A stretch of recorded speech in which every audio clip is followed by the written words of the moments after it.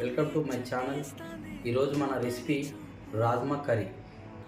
పావు కేజీ తీసుకున్నాం. 4 గంటలు నానబెట్టాము.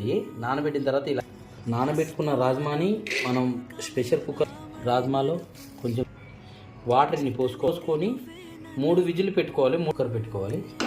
మీడియం సైజ్ ఉల్లిపాయలు, 5 టమాటాలు, కరివేపాకు, పచ్చిమిర్చి. ఇవి టమాటా, పచ్చిమిర్చి, ఆనియన్, కొంచెం అమూల్ బటర్ వేసుకోవాలి. కొంచెం జీలకర్ర వేసుకోవాలి. జీలకర్ర వేగిన తర్వాత హాఫ్ స్పూన్ వెల్లుల్లి పేస్ట్ అండి. టమాటా మనం గుడ్డు వేసుకోవాలండి.